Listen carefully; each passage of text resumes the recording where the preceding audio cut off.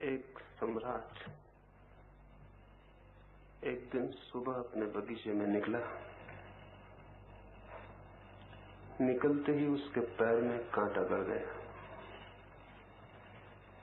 बहुत पीड़ा उसे हुई और उसने सारे साम्राज्य में जितने भी विचारशील लोग थे उन्हें राजधानी आमंत्रित किया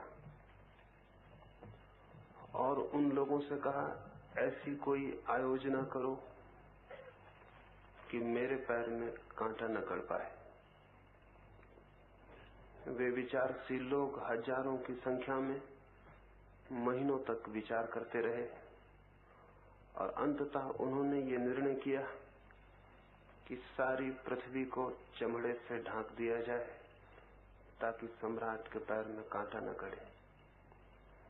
ये खबर पूरे राज्य में फैल गई। किसान घबरा उठे। अगर सारी जमीन चमड़े से ढक दी गई तो अनाज कैसे पैदा होगा। सारे लोग घबरा उठे। राजा के पैर में कांटा न गड़े, कहीं इसके पहले सारी मनुष्य जाति की हत्या तो नहीं कर दी जाएगी, क्योंकि सारी जमीन ढक जाएगी तो जीवन असंभव हो जाए। लाखों लोगों ने राजमहल के द्वार पर प्रार्थना की और राजा को कहा, ऐसा न करें, कोई और उपाय खोजें। विद्वान फिर बुलाए गए और उन्होंने कहा, तब दूसरा उपाय यह है कि पृथ्वी से सारी धूल अलग कर दी जाए, कांटे अलग कर दिए जाएं ताकि आपको कोई तकलीफ न हो। कांटों की सफाई का आयोजन हुआ। लाखों मजदूर राजधानी के आसपास झाड़ुएं लेकर रास्तों को, पथों को, खेतों को कांटों से मुक्त करने लगे। धूल के बवंडर उठे, आकाश धूल से भर गया। लाखों लोग सफाई कर रहे थे। एक भी कांटे को पृथ्वी पर बचने नहीं देना था। धूल नहीं बचने देनी थी ताकि राजा को कोई तकलीफ ना हो, उसके कपड़े भी खराब ना हो, कांटे भी ना गड़े। हजारों लोग बीमार पड़ गए, इतनी धूल उड़ी। कुछ लोग बेहोश हो गए क्योंकि 24 घंटा अखंड धूल उड़ाने का क्रम चलता था। धूल वापस बैठ जाती थी, इसलिए क्रम बंद भी नहीं किया जा सकता था। सारी प्रजा में घबराहट फैल गई। लोगों ने राजा से प्रार्थना की, ये क्या पागलपन हो रहा है। इतनी धूल उठा दी गई है कि हमारा जीना दूभर हो गया, सांस लेना मुश्किल है। कृपा करके ये धूल के बादल वापस बिठाए जाएं, कोई और रास्ता खोजा जाए। फिर हजारों मजदूरों को कहा गया कि वे जाके पानी भरें और सारी पृथ्वी को सींचें। नदी और तालाब सूख गए। लाखों भिश्तियों ने सारी राजधानी को, राजधानी के आसपास की भूमि को पानी से सींचा। कीचड़ मच गई, गरीबों के झोपड़े बह गए, बहुत मुसीबत खड़ी हो गई। फिर राजा से प्रार्थना की गई कि ये क्या हो रहा है, क्या आप हमें जीने न देंगे? क्या आपके पैर में कांटा लगता है तो हम सबका जीवन मुश्किल हो जाएगा? कोई और सरल रास्ता खोजें। और तभी एक बूढ़े आदमी ने आके राजा को कहा, मैं ये जूता आपके लिए बना लाया हूँ, इसे पहन ले, कांटा फिर आपको न गड़ेगा और हमारा जीवन भी बच जाएगा। राजा हैरान हुआ, इतना सरल उपाय भी हो सकता था क्या? पैर ढके देखकर वो चकित हो गया। क्या कोई इतना बुद्धिमान मनुष्य भी था जिसने इतनी सरलता से बात हल कर दी जिसे लाखों विद्वान हल न कर सके? करोड़ों रुपया खर्च हुआ, हजारों लोग परेशान हुए। इतनी सरल बात थी और सारे पंडित, सारे विद्वान क्रोध और ईर्ष्या से भर गए। ये बूढ़ा आदमी खतरनाक था। इस सब के प्रति, इस बूढ़े आदमी के प्रति उन सब के मन में तीव्र रोष भर गया।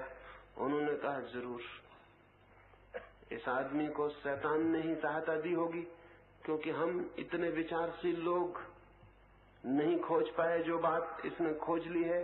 जरूर इसमें कोई खतरा है। राजा को उन्होंने समझाया, ये जूता खतरनाक सिद्ध होगा, शैतान का हाथ इसमें होना चाहिए, क्योंकि हमारी सारी बुद्धिमत्ता जो नहीं खोज सकी, ये बूढ़ा आदमी कैसे खोज लेगा। राजा को उन्होंने भड़काया, समझाया, राजा भयभीत हो गया। उस बूढ़े आदमी को सूली दे दी गई। वो पहला समझदार आदमी सूली पे चढ़ा।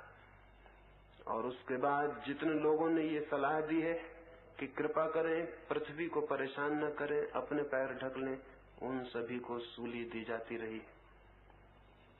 शायद इसीलिए वो पहला क्रांतिकारी व्यक्ति जिसने जूते की इजाद की थी, उसके वंशज आज भी अपमानित हैं, आज भी चमार का कोई आदर नहीं। शायद पंडितों का ही हाथ होगा इसमें। इस कहानी से इन 3 दिनों की चर्चा को मैं शुरू करना चाहता हूं, इस वजह से कि सारी दुनिया में सभी मनुष्यों का एक ही प्रश्न है। दुख के कांटे जीवन को पीड़ित किए रहते हैं, अशांति के कांटे, चिंता के कांटे, अज्ञान और अंधकार के कांटे गड़ते हैं और कोई उपाय समझ में नहीं आता कि इनसे कैसे बचा जाए। और सभी लोग बुद्धिमानों की, तथाकथित बुद्धिमानों की सलाह मानकर सारी पृथ्वी को ढकने की आयोजना में लग जाते हैं, अपने को छोड़कर, अपने को भूलकर। अपने पैर को ढकने की सीधी सी युक्ति किसी की भी समझ में नहीं आती। इतनी सीधी युक्ति है, लेकिन इस जमीन पर 10-5 ही ऐसे लोग हुए हैं जिन्होंने अपने पैर ढके हों। अधिक लोग पृथ्वी को ही बदलने की कोशिश करते रहे। और ये अधिक लोग, जितनी इन्होंने कोशिश की है जमीन को ढक देने की, धूल कांटों से अलग कर देने की, उतनी ही जमीन मुश्किल में पड़ती चली गई। इन सभी सुधारकों के कारण ही मनुष्य जाति इतनी पीड़ाओं में उलझ गई है कि आज कोई छुटकारा भी दिखाई नहीं पड़ता है। लेकिन एक सीधी सी बात थी कि हर आदमी अपने पैर ढक ले और कांटों से मुक्त हो जाए। लेकिन ये सीधी सी बात आश्चर्य ही है कि मुश्किल से ही कभी किसी को दिखाई पड़ती। इस सीधी सी बात को ही इन 3 दिनों में समझाने की आपको कोशिश करूंगा। नाराज आप जरूर होंगे मन में, क्योंकि सीधी बात किसी को समझाई जाए तो नाराजगी होती है। इतनी सीधी बात को भी समझाने की कोशिश करने से गुस्सा आता है। ऐसा लगता है कि क्या आप हमें इतना नासमझ समझते हैं कि सीधी सी बात को हमें समझाएं। लेकिन क्षमा मैं बाद में मांग लूंगा, बात तो यही मुझे समझानी है, क्योंकि यही एकमात्र कष्ट है मनुष्य के सामने। कांटे उसे चुभते हैं, लेकिन पैर को जूते से ढकने का ख्याल नहीं आता है। सब तरफ दृष्टि जाती है, हजारों उपाय सूझते हैं जीवन को शांत कर लेने के, एक उपाय भर नहीं सूझता है अपने को बदल लेने का, अपने को ढक लेने का। और सब योजना चलती है सुख की और आनंद की खोज की, सब दिशाएं खोज ली जाती हैं, सिर्फ एक दिशा अनछुई रह जाती है, वो है स्वयं की दिशा। जैसे स्वयं को हम देखते ही नहीं और सबको देखते रहते हैं। तो यहाँ इन 3 दिनों में इस सीधी सी बात पर थोड़ा सा हम विचार करेंगे कि क्या स्वयं को भी देखा जा सकता है? क्या ये संभव नहीं है कि हम अपने को बदल लें? क्या ये संभव नहीं है कि हमारी दृष्टि स्वयं के परिवर्तन और चिकित्सा पर चली जाए? क्या ये नहीं हो सकता है कि हम अपने को ढक लें और दुखों और पीड़ाओं से मुक्त हो जाएं? क्या उस राजा को जो समझदार लोगों ने सलाहें दी थी, वे ही हम भी मानते रहेंगे? क्या उस बूढ़े और सीधे आदमी की बात हमारे ख्याल में भी नहीं आएगी? इसी संबंध में थोड़ी सी बातें इन 3 दिनों में आपसे कहूंगा। इसके पहले कि वे 3 दिनों की चर्चाएं शुरू हों, कुछ और थोड़ी सी प्राथमिक बातें आज ही मुझे कह देनी है, क्योंकि आज रात से जो 3 दिन का जीवन शुरू होगा, उसे मैं चाहूंगा, आपका मन भी चाहता होगा, इसलिए आप यहाँ आए हैं कि वे 3 दिन उपलब्धि के दिन हो जाएं। उन 3 दिनों में कोई झलक, कोई किरण जीवन के अंधेरे को आलोकित कर दे। उन 3 दिनों में कोई मार्ग सूझ जाए, उलझाव के बाहर निकलने की कोई दिशा ख्याल में आ जाए। वो ख्याल में लेकिन अकेली मेरी कोशिश से नहीं आ सकती। मेरी अकेली कोशिश और आपका सहयोग न हो तो फिर मैं आपके सामने नहीं, दीवालों के सामने बोल रहा हूं। आपके सहयोग से ही आप दीवाल नहीं रह जाते, सचेतन व्यक्ति बन जाते। एक फकीर हिंदुस्तान से चीन गया था कोई 1400 वर्ष पहले। बड़ा प्यारा आदमी रहा होगा। अगर वो यहाँ मेरी जगह होता तो आपकी तरफ मुंह करके न बोलता, वो आपकी तरफ पीठ करके बोलता। वो जब भी किसी से बोलता तो पीठ उसकी तरफ करता था और मुंह दीवाल की तरफ। लोग हैरान थे। चीन का सम्राट उससे मिलने आया और जब उसने पीठ की और दीवाल की तरफ मुंह करके बात करने लगा तो उसने कहा, ये क्या पागलपन है, आप मुझसे बात करते हैं और दीवाल की तरफ मुंह किए हैं। उस फकीर ने कहा, अब तक मुझे ऐसा आदमी नहीं मिला जो दीवाल न हो। कोई सहयोग ही नहीं करता तो उससे बोलने का प्रयोजन भी क्या है। सिर्फ भ्रम होता है कि हम बोल रहे हैं, सुनने वाला मौजूद ही नहीं होता है। तो 3 दिनों में आप किस भांति सहयोग कर सकेंगे, उस संबंध में कुछ 3 सूत्र आज मुझे आपसे कह देने। उन 3 सूत्रों के आधार पर ही आपका सहयोग, आपका कोऑपरेशन मिल सकता है। और मैं जो कहना चाहता हूं मैं तो उसे कहूंगा ही, लेकिन आपका सहयोग होगा तो आप भी उसे सुन सकेंगे। अन्यथा मेरा कहना तो पूरा हो जाएगा, आपके सुनने की भी शुरुआत नहीं होगी। इतने से ही काफी मत समझ लेना कि मैंने बोला तो आपने सुन लिया। ये बात इतनी आसान नहीं है। आपको सुनने के लिए भी कुछ करना होगा, जैसा कि बोलने के लिए मुझे कुछ करना पड़ता है। आप यहाँ निष्क्रिय होकर, आप यहाँ पैसिव होकर अगर 3 दिन बैठे रहे, जैसे आप सिनेमा देखते हैं वैसे, तो फिर मेरी बात आपको सुनाई नहीं पड़ेगी। जिन सत्यों की हमें यहाँ चर्चा करनी है, उन सत्यों को सुनने के लिए आपको एक्टिव पार्टिसिपेंट, आपको सक्रिय सहयोगी होना पड़ेगा, अन्यथा वे बातें आप तक नहीं पहुंचेंगी। तो आप कैसे अपना सहयोग दे सकेंगे? मैं तो बोलूंगा, लेकिन आप कैसे सुन सकेंगे? और आप नहीं सुन सके तो कोई अर्थ मेरे श्रम का नहीं होता है। और आप नहीं सुन सके तो शायद आप कहेंगे मैं गया, लेकिन कुछ भी नहीं हो पाया। बहुत कुछ हो सकता है, लेकिन उसमें मुझसे ज्यादा महत्वपूर्ण आप हैं, मैं बहुत महत्वपूर्ण नहीं हूं। आप ही ज्यादा महत्वपूर्ण हैं। और वो 3 छोटे से सूत्र हैं जिनके अनुकूल इन 3 दिनों अगर आपने थोड़ी तैयारी की तो जिस बात की आप कामना लेकर आए हैं वो हो सकता है। उनमें पहला सूत्र है, इन 3 दिनों में इस भांति जिए जैसे कि पीछे कुछ भी नहीं है और आगे भी कुछ नहीं। हम तो इस भांति जीते हैं जैसे इस समय कुछ भी नहीं है, जो कुछ है पीछे था और जो कुछ है आगे है। वर्तमान का, प्रेजेंट का जो मौजूद है, हमारी दृष्टि में कोई आकलन ही नहीं होता है। और सच्चाई यह है कि वर्तमान की ही केवल सत्ता है। एग्जिस्टेंस केवल उसका ही है जो मौजूद है, न तो जो बीत गया उसकी कोई सत्ता है और न उसकी जो आने को है।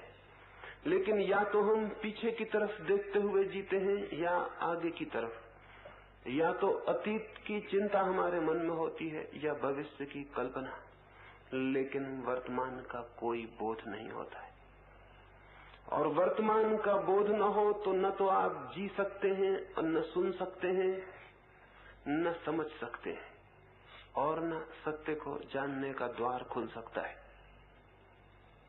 हमारा चित्त निरंतर की आदत के कारण या तो पीछे की स्मृतियों में खोया रहता है, जिनकी अब कोई जगह नहीं रह गई जमीन पर, पृथ्वी पर, सत्ता में, जिनके कोई चिन्ह नहीं रह गए सिवाय हमारी मेमोरी, हमारी स्मृति को छोड़कर। और या फिर हम भविष्य की ऊहापोह में, कल्पना में आने वाले कल के इरादे और विचारों में खोए रहते हैं।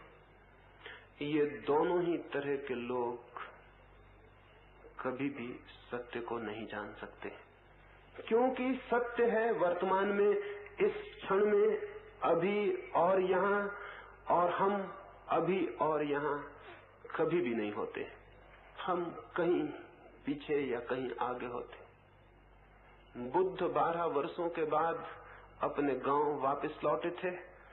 उनके पिता बुद्ध का स्वागत करने गांव के बाहर गए, लेकिन मन में उनके बहुत क्रोध था। 12 वर्ष पहले ये लड़का घर द्वार छोड़कर भाग गया था, उसकी पीड़ा थी, दुख था। जाके उन्होंने बुद्ध से कहा, तू अभी वापस लौटा, मेरे द्वार खुले हैं, बहुत चोट बहुत दुख तूने मुझे पहुंचाया, लेकिन आखिर मैं पिता हूं, पिता का प्रेम, मैं अपने दरवाजे बंद नहीं कर सकता, तुझे क्षमा कर दूंगा, तू वापस आ जा। बुद्ध ने क्या कहा पता है? बुद्ध ने कहा, मैं निवेदन करूंगा, कृपा करके आप एक बार मुझे देखें जो मैं हूं, जो 12 साल पहले आपके घर से गया था, वो अब कहीं भी नहीं है। मैं दूसरा ही होकर लौटा हूं, मैं बिल्कुल नया हूं, और आप मुझे देख ही नहीं रहे क्योंकि आपकी आंखों में 12 वर्ष पहले का चित्र ही मौजूद है। आप उसी से बातें कर रहे हैं जो 12 साल पहले था। गंगा में बहुत पानी बह गया 12 वर्षों में, मुझ में भी बहुत पानी बह गया 12 वर्षों में, मैं बिल्कुल दूसरा आदमी होकर लौटा हूं। लेकिन बुद्ध के पिता की आंखें तो क्रोध से भरी थी। वे कहने लगे, मैं और तुझे नहीं जानूंगा, मैंने जिसने तुझे पैदा किया और जन्म दिया, मुझे तू शिक्षा देगा, मुझे तू समझाएगा? बुद्ध ने कहा, परमात्मा करे किसी दिन आपके ख्याल में आए कि जिसको आपने पैदा किया था वो अब कहाँ है। मैं निवेदन करता हूं, एक बार मुझे देखें जो मैं हूं। पता नहीं बुद्ध के पिता देख पाए या नहीं, हम भी नहीं देख पाते, हम भी पीछे पीछे अटके रह जाते हैं। और जिंदगी रोज बदल जाती है, जिंदगी रोज बदल जाती है, प्रतिपल सब कुछ बदल जाता है और हम पीछे ही उलझे रह जाते, इसलिए जीवन से हमारा संस्पर्श नहीं हो पाता, और या फिर हम आगे के ऊहापोह में और कल्पना में खो जाते। मैंने सुना है एक आदमी एक ट्रेन में न्यूयॉर्क की तरफ सफर कर रहा था, एक बीच के स्टेशन पर एक युवक भी सवार हुआ। उस युवक के हाथ के बस्ते को देखकर लगता था वो किसी इंश्योरेंस का एजेंट होगा। उस बूढ़े आदमी के पास वो बैठा, फिर थोड़ी देर बाद उसने पूछा कि क्या मां से आप बता सकेंगे आपकी घड़ी में कितना बजा हुआ है? वो बूढ़ा थोड़ी देर चुप रहा और उसने कहा, क्षमा करें, मैं न बता सकूंगा। उस युवक ने कहा, क्या आपके पास घड़ी नहीं है? उस बूढ़े ने कहा, घड़ी तो जरूर है, लेकिन मैं थोड़ा आगे का भी विचार कर लेता हूं तभी कुछ करता हूं। अभी तुम पूछोगे कितना बजा है और मैं घड़ी में बताऊंगा कितना बजा है, हम दोनों के बीच बातचीत शुरू हो जाएगी। फिर तुम पूछोगे आप कहाँ जा रहे हैं, मैं कहूंगा न्यूयॉर्क जा रहा हूं, तुम कहोगे मैं भी जा रहा हूं।